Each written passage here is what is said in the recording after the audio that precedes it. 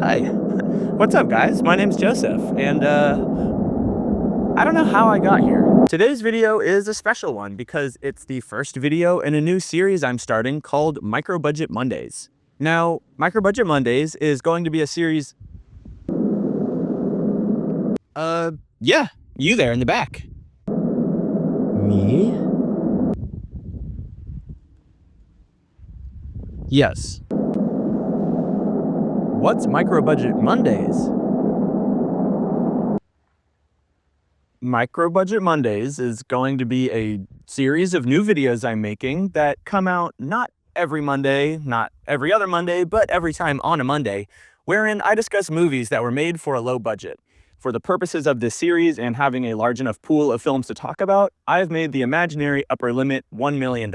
While obviously in most circumstances, $1 million is an absurd amount of money, in the context of making movies, it's actually fairly minuscule, especially today. But that kind of ties into why I wanted to make this series in the first place. Firstly, it gives me a chance to talk about some of my favorite movies ever made, all of which were done so fairly achievably. But secondly, they serve as an important reminder and inspiration that some of the greatest movies of all time were made on shoestring budgets and were held together by nothing other than the sheer will and commitment of a talented crew of people. Nowadays, it can feel like the barrier to entry for making a movie is insurmountable, but these films hold a mirror up to that sentiment and reflect a few things. One, I hope this series reflects that you don't always have to make a movie within the industry, and that there's always a chance that you can create something undeniable. And two, it forces us to question the basis of that sentiment in the first place. Why should we care about fitting into the industry? If you have a piece of art that you feel is necessary, all you have to do is truly commit to that vision, and you can create something timeless all the same. Now that the series introduction is out of the way,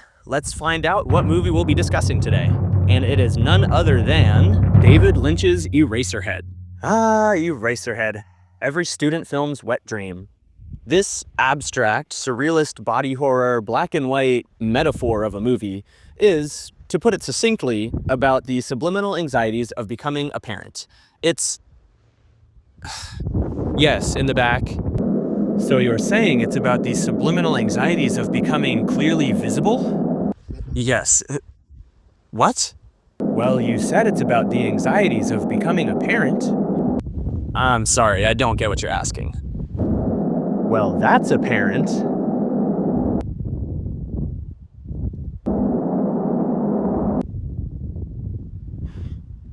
Can somebody get this guy out of here? Get out of here. Yeah, get on the phone, Buster. It's time to go. Giddy up now, horsey.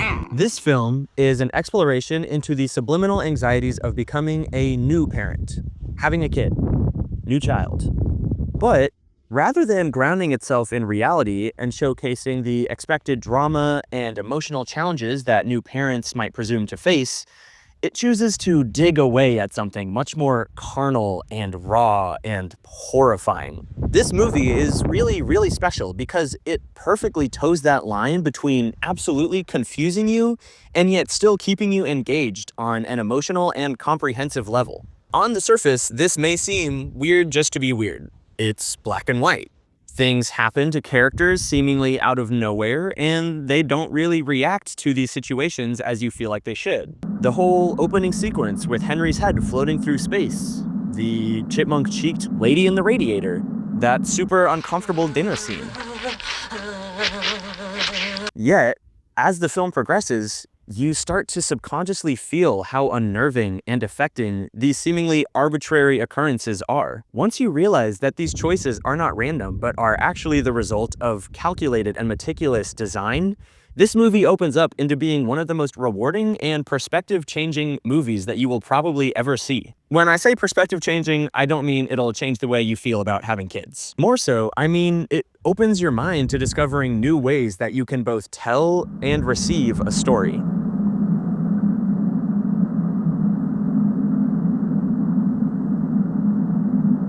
To start off, I really just want to highlight the incredible technical aspects of this film. First and foremost, the sound design is one of a kind. It's one of the biggest draws of the movie, and it's easy to see why. The whole film, there's just this cavernous, droning, otherworldly soundscape. And the diegetic sounds, whether cringe-inducing or mesmerizing, are every time subconsciously affecting. The sound design is one of the most effective ways in which this movie is able to achieve its dreamlike atmosphere. Secondly, the style of this movie is just fantastic and undeniably Lynchian. It's remarkable that this was his first feature and that he burst onto the scene knowing exactly what kind of creative he wanted to be. Every frame just feels so perfectly, cohesively off. The set design is surreal. Whether it's the industrial decrepit town or Henry's studio with plants stuck into giant piles of dirt. Wherever a scene takes place, it is uncomfortable. And it's not for any standout logical reason. Something about it just feels off, dreamlike, until it becomes nightmarish. It's as if this movie knows what your subconscious mind needs to feel safe and strips that away, so you're forced to reckon with the fact that real-world logic doesn't apply here. Lynch's style of direction, too, creates a perfectly crafted mood. Everything is so cohesively uncanny, it's like you've really been transported to another realm. The timing, the delivery, the physicality, the expressions, they are all deliberate. And deliberate in a way that only David Lynch would be able to make feel purposeful. On top of this, the film has some really creative and fun camera and lighting work. This lighting change to both draw your attention yet also signal that what's coming next might not be entirely attached to reality. This claustrophobic point of view shot through this keyhole. This free, spirit-esque movement through Mary's family's house. All these random shots of particles. Lynch and his cameramen were at play here, leaving nothing off the table. Due to the story and the world's abstract natures, there was no need for the cinematography to be stuck in conventions. And this allowed for some really inventive ways on how to visually relay information. I would also be remiss if I neglected to mention that this movie is just straight up entertaining. It's fun to watch something that so effectively makes you feel outside of your own skin, that scares you in a way that you can't name, to challenge yourself to try and understand what it might be saying. It's also funny, whether it's this world's version of an awkward dinner with your partner's parents, You'll be all right in a minute. Henry's reactions and timing, this dream sequence,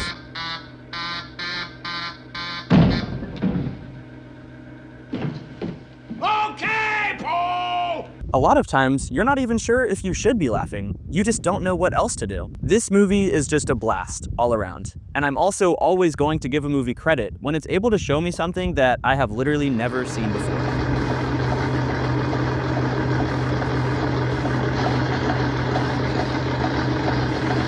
Moving past the art itself, I want to focus on the production of this movie and why it is still incredibly important, especially given the modern construction of the film industry. Eraserhead was made, depending on the source, for somewhere between $10,000 and $100,000. That comes out to about $75,000 to $750,000 in today's money if we go based off the beginning of production in the summer of 1971. More than likely, the reason for this film's indistinct budget comes down to its entirely unorthodox methods for production and funding.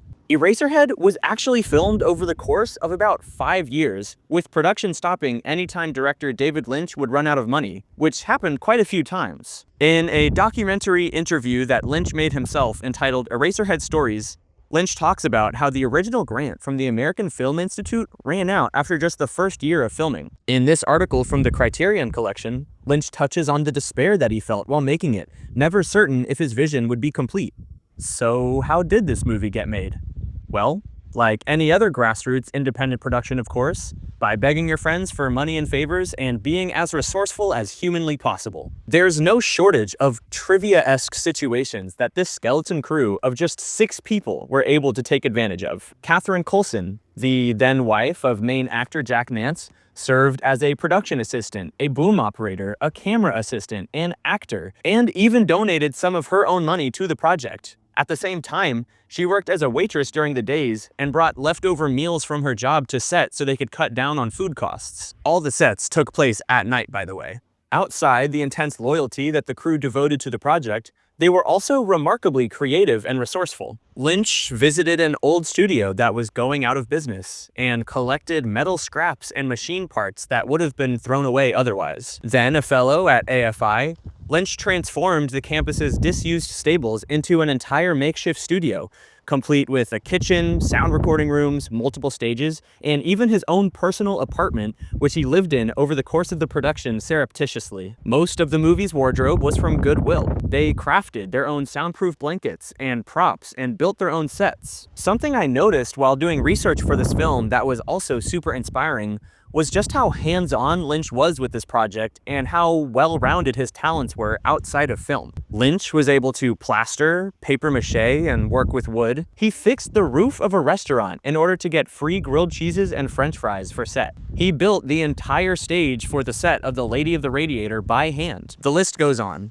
The point is, Lynch and his crew wore any hat they needed to in order to get this film made. Now, of course, I should mention that Lynch was not without his own luck and connections. He was one of the first fellows at the American Film Institute, and as such, had access to resources and a network that was completely inaccessible to most people. He was longtime friends of Jack Fisk and Sissy Spacek, who were themselves industry professionals and who donated to the film several times over the years. As previously mentioned, Lynch was able to film and stay at AFI's disused stables, even 4 years after he was no longer a fellow there. All of this might make you feel that creating something like this is still unattainable on your own. But at the same time, nobody makes it without a little bit of luck, without somebody going out on a limb for you, without generosity. Making art isn't about doing it all by yourself. It's about believing in yourself so much that it makes other people want to bet on you too. It's about following your passions to the fullest so that you're in a position to take advantage of opportunities when they come your way. For any amount of good fortune that Lynch may have had in terms of his capital or resources, which by the way, in the context of most films was virtually nothing,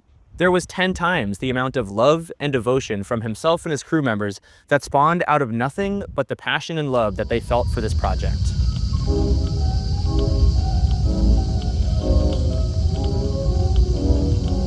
This film would of course go on to launch David Lynch's career. Though the film didn't get into Cannes or the New York Film Festival and had a disappointing premiere at the Los Angeles Filmex, it only took one man recognizing Lynch's vision for all of his years of work to be paid off. Despite only being seen by about 50 people during the entire festival, one of those people was impressed enough by it to recommend it to one Ben Barenholtz. Barenholtz was the leader of a distribution company and a man that Lynch himself termed the grandfather of midnight screenings. Once Barenholtz saw the film, he immediately recommended it to a local theater for one of those midnight screenings. From there, it built a cult following and spread across the country, eventually playing in 17 cities for over 4 years and pulling in $7 million at the box office, or about $35 million today. It was the underground devotion to this film that eventually allowed David Lynch to meet with Stuart Cornfield, the personal assistant to Mel Brooks. It was through these meetings that Lynch secured his spot as the director for The Elephant Man, which of course went on to be critically acclaimed and cemented Lynch's spot as a leading director in the industry. So why is this film special? Why did I choose it as the first movie for my new Microbudget Mondays series? Well, beyond an excuse to talk about one of my 10 favorite movies of all time, and it being a one-of-a-kind viewing experience, and it achieving commercial success despite its entirely unorthodox funding and production, and of course the fact that this was David Lynch's first movie, and without it, we might never have gotten to see what visions he has. This film is special because it encapsulates what it means to really pour your heart into a piece of art despite any odds that might be stacked against you. It is a reminder that you don't need vast resources, hundreds of crew members you'll probably never meet, and an expensive marketing campaign in order to let your voice be heard. As seen with this film, a dozen people, out of pure love, simply doing what it takes can accomplish that. It's also a wake-up call that there are certain kinds of movies that simply can't be made within the industry. As Lynch put it in this article, I felt Eraserhead, I didn't think it. It was a quiet process going from inside me to the screen. In Hollywood, if you can't write your ideas down, or if you can't pitch them, or if they're so abstract they can't be pitched properly, then they don't have a chance of surviving. This sentiment is concluded with this statement. Abstract things are important to a film, but very few people get the chance to really go all out with cinema. Creations are an extension of yourself, and you go out on a limb whenever you create something. It's a risk. This perfectly mirrors the purpose of this series and highlights that low-budget independent filmmaking isn't just possible, sometimes it's the only way possible to bring a vision to life. You don't need to be standardized, you don't even need to feel like a professional. You just need to believe in your voice so much that you'd be willing to live in a disused stable for 5 years. Well, that concludes my first episode of Microbudget Mondays. I hope that anyone who has seen the movie got some new information or appreciation for it, and that anyone that hasn't seen it has a new movie that they're dying to see. I love this movie, and I love that Lynch is adamant that there's no one correct way to interpret this movie. You just have to be willing to interpret. This isn't a movie where you're supposed to be certain, just as Lynch was never certain about this movie while he was creating it. It allows you to play within the margins of your imagination and come up with your own conclusions. And so, for truly transcending the medium and becoming a new kind of emotional experience altogether, I'm honored to have talked about Eraserhead for my first episode of Microbudget Mondays. With that, be sure to stay tuned.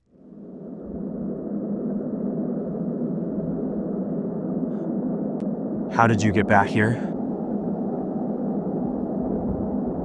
Yes? What videos do you have coming next? Be sure to stay tuned for a couple of reviews, and for a new Microbudget Mondays in a couple of weeks, and for a list of my favorite movies of 2024. What do you want? Look at my knee. Oh, you are sick.